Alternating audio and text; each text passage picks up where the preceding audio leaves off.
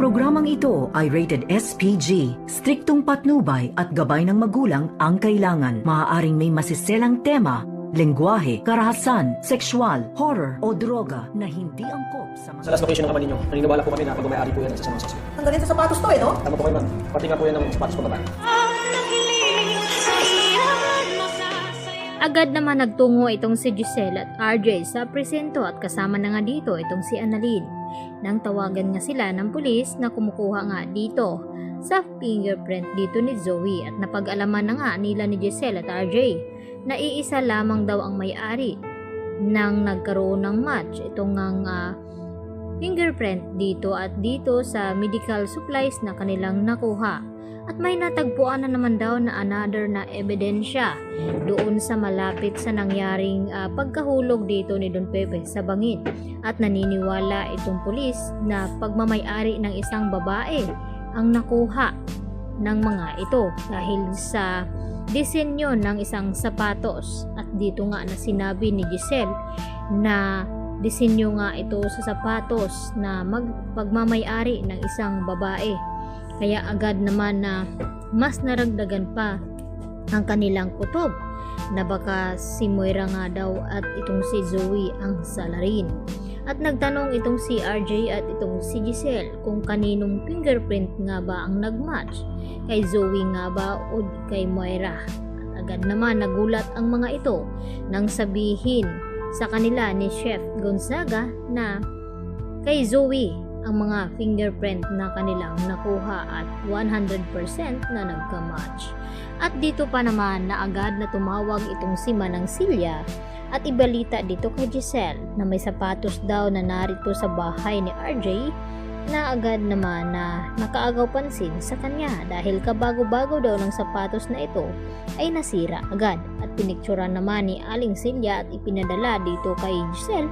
At agad na umuwi itong si Giselle upang makumpirma niya kung kay Zoe nga ba ito. At dito nga nagulat itong si Giselle nang mapagtanto na kapareho ito sa ebidensya na ibinigay ng mga pulis sa kanila.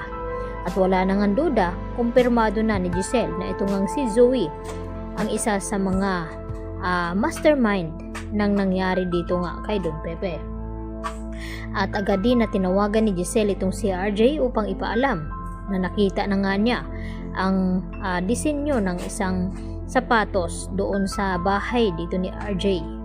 At dito naman na nabalitaan ni Moira na nakarating na nga dito kina Giselle at RJ ang resulta di umano ng fingerprint dito ni Zoe. At gulat na gulat naman itong si Moira at hindi na nga siguro nila magagawan pa ng paraan. At gustong gusto na nga ni Zoe na umamin daw dahil hindi daw siya titigilan ni Don Pepe na takutin at konsensyahin hanggang hindi siya aamin. At dito naman nagalit ng husto itong si Moira kay Zoe na kahit anong mangyari ay wag daw ilagay ni Zoe sa alanganin ang kanilang mga sarili at wag daw siya aamin dahil tatakasan na lamang daw nila itong mga ebidensya na hawak ng mga pulis ngayon.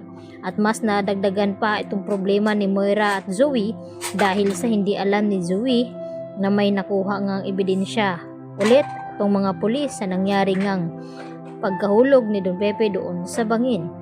At naniniwala ito na malakas ang ebidensya na ito dahil sa sapatos nga mismo ni Zoe na nakuha nga nila ito.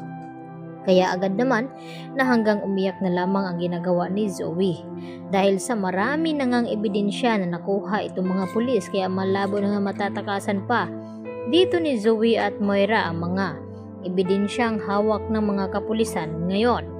Samantala, nagdududa na rin itong si Dr. Antonio Luke na kung bakit parang napapraning na nga itong si Zoe sa kakaisip dito kay Don Pepe na parang palagi daw nagpaparandam sa kanya at tinatakot.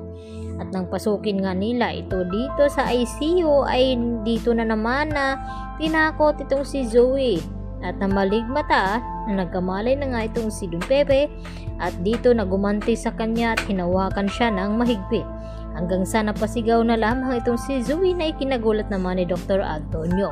Kaya yan naman ang ating pakaabangan mamaya mga kapuso dahil kabado na nga ngayon itong si Moira at Zoe sa mga hawak na ebidensya na nakita na nga dito nila RJ at Giselle At wala na nga duda na may kinalaman nga ito si Zoe at Moira. Yan lang po at marami pong salamat sa inyong panonood.